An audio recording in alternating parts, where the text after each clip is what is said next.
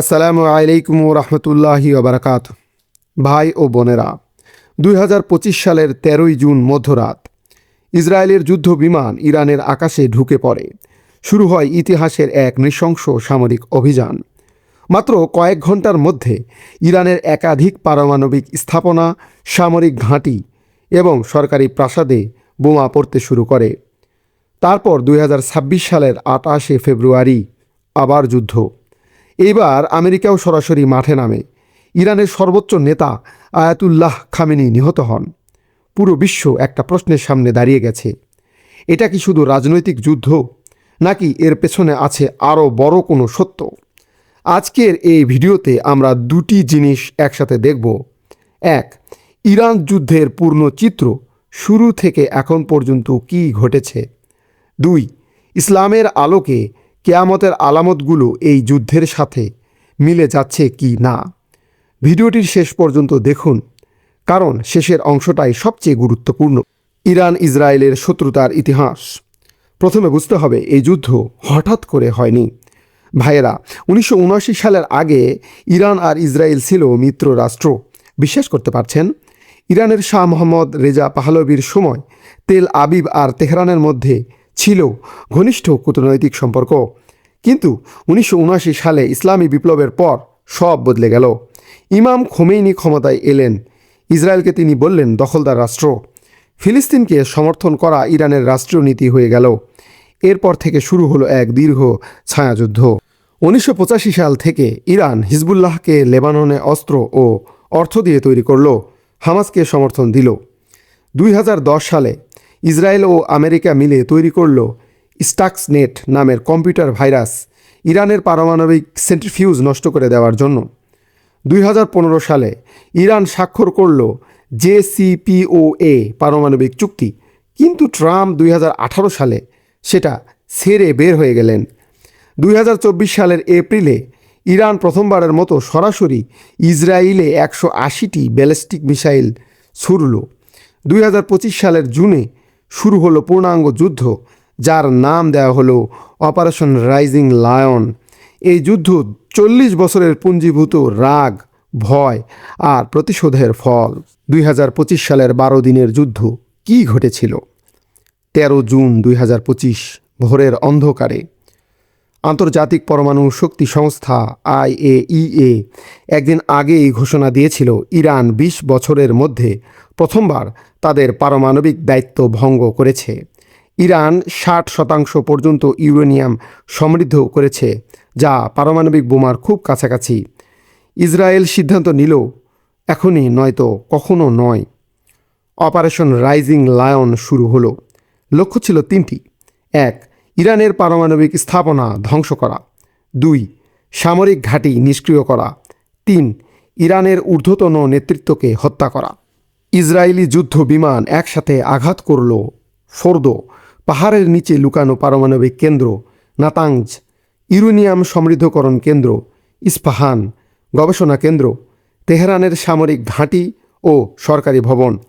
Iran তাৎক্ষণিক জবাব দিল, 100টির বেশি ড্রোন ও ব্যালিস্টিক মিসাইল ইসরায়েলের দিকে পাঠালো। এরপরই যুক্তরাষ্ট্র সরাসরি যুদ্ধে নামল।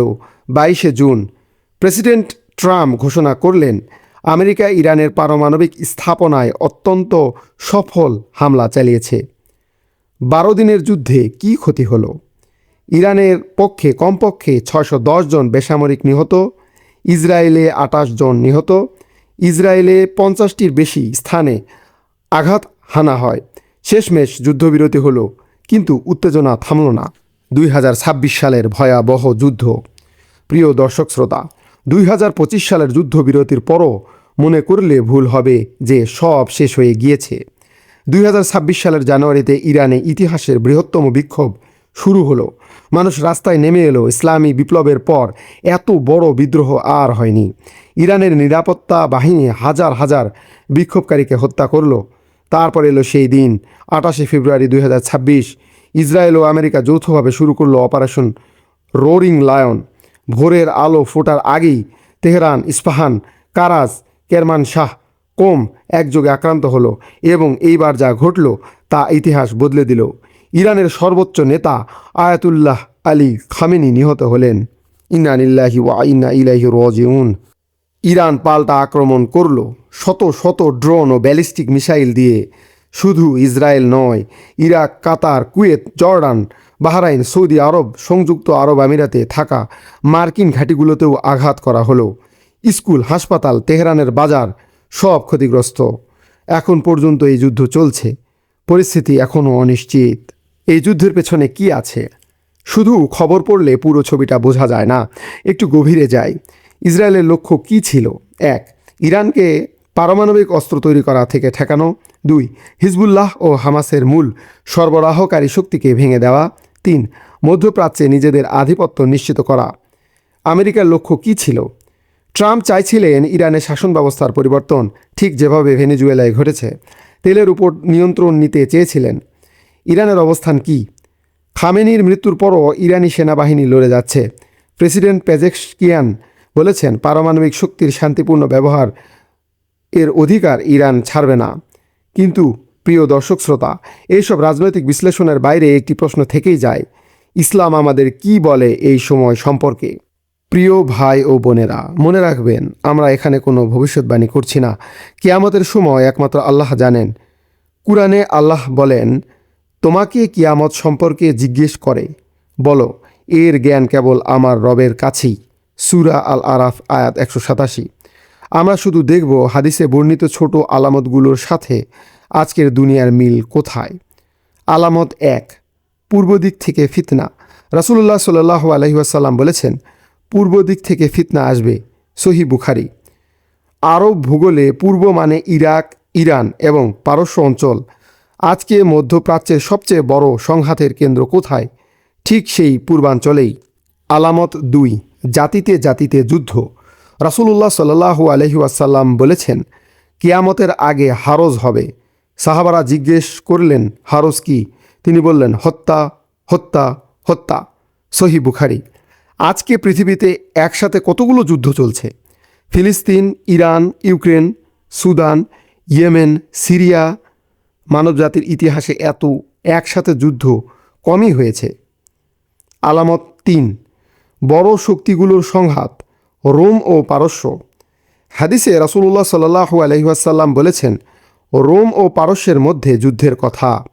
মুসলিম স্কলাররা বলেন, রোম আজকের পশ্চিমা শক্তিগুলোর প্রতীক। আমেরিকা, ইসরায়েল আর পারস্য মানে ইরান। আজকে ঠিক এই দুই শক্তি একে অপরের বিরুদ্ধে যুদ্ধ করছে। আলামত 4, নেতৃত্বহীনতা ও বিশৃঙ্খলা। রাসূলুল্লাহ সাল্লাল্লাহু আলাইহি ওয়াসাল্লাম বলেছেন, কিয়ামতের আগে এমন সময় আসবে যখন মূর্খরা নেতৃত্ব দেবে, বিশ্বাসঘাতকতা হবে আমানত, আর সত্যবাদীকে মিথ্যাবাদী বলা হবে। সহিহ বুখারী। আজকে বিশ্ব নেতাদের দিকে তাকান। জাতিসংঘ অকার্যকর। যুদ্ধবিরতি হয় কিন্তু থামে না। এক একজন নেতা এক এক কথা বলেন। আলামত 5, মুসলিমদের ঐক্যহীনতা। আজকে ইরানে যুদ্ধ হচ্ছে, অথচ মুসলিম দেশগুলো একমত নয়। কেউ নীরব, কেউ পশ্চিমার পক্ষ নিয়েছে, কেউ ইরানের পক্ষ নিয়েছে। রাসূলুল্লাহ সাল্লাল্লাহু আলাইহি ওয়াসাল্লাম বলেছেন, মুসলিমরা একটি দেহের মতো, এক অঙ্গে ব্যথা লাগলে পুরো শরীর জ্বর ও ব্যথায় সাড়া দেয়। সহিহ মুসলিম। আজকে কি মুসলিম উম্মাহ সেইভাবে একতাবদ্ধ? আলামত 6, বাইতুল মাকদিস নিয়ে সংঘাত। কিয়ামতের বড় আলামতগুলোর একটি বাইতুল মাকদিস বা জেরুজালেমকে কেন্দ্র করে বড় যুদ্ধ। আজকে ইসরায়েল ফিলিস্তিন যুদ্ধ, ইরান ইসরায়েল যুদ্ধ, সব কিছুর কেন্দ্র কিন্তু পবিত্র ভূমি। হাদিসে এসেছে, মুসলিমরা ইহুদিদের সাথে যুদ্ধ করবে, এমনকি পাথর ও গাছও কথা বলবে। হে মুসলিম, হে আল্লাহর বান্দা, এই ইহুদি আমার পেছনে লুকিয়ে আছে, এসো এবং তাকে হত্যা করো। সহিহ বুখারী ও মুসলিম। আলামত 7, জ্ঞান উঠে যাওয়া এবং মূর্খতার বিস্তার। রাসূলুল্লাহ সাল্লাল্লাহু আলাইহি ওয়াসাল্লাম বলেছেন, জ্ঞান উঠে যাওয়ার কথা, অজ্ঞতার বিস্তারের কথা। আজকে সোশ্যাল মিডিয়ায় মিথ্যা খবরের ছড়াছড়ি। মানুষ সত্য মিথ্যা বিচার করতে পারছে না। বড় পণ্ডিত ও আলেমরা উপেক্ষিত, আর অজ্ঞরাই নেতা হচ্ছে।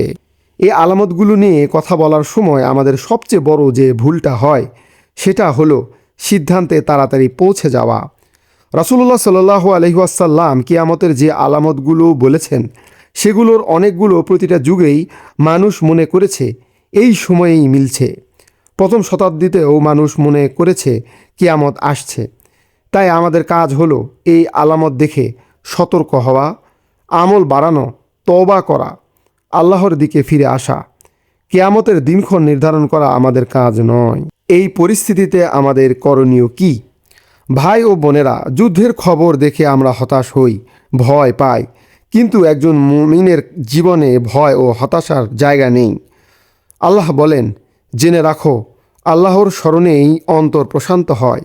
সূরা রদ আয়াত 28। এই সময় আমাদের কি করতে হবে?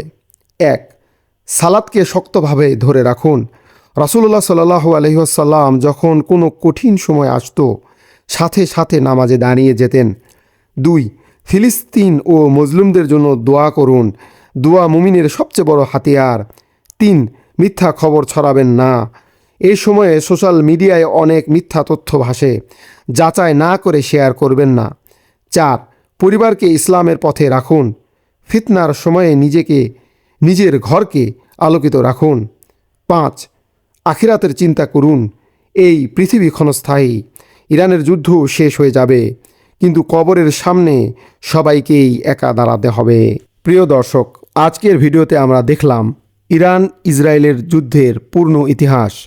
2025 সালের 12 দিনের যুদ্ধ কিভাবে হলো, 2026 সালের ভয়াবহ সংঘাত, কিয়ামতের আলামতগুলো এই যুদ্ধের সাথে কিভাবে সম্পর্কিত। মনে রাখবেন, পৃথিবী যতই অস্থির হোক, আল্লাহর পরিকল্পনা সর্বদা সর্বোত্তম। আল কুরআনের সূরা ইউসুফের 21 নম্বর আয়াতে বলা হয়েছে, আর আল্লাহ তাঁর বিষয়ে পরিপূর্ণ ক্ষমতা রাখেন, কিন্তু অধিকাংশ মানুষ তা জানে না। যদি ভিডিওটা ভালো লেগে থাকে, লাইক দিন, চ্যানেলটা সাবস্ক্রাইব করুন এবং শেয়ার করুন।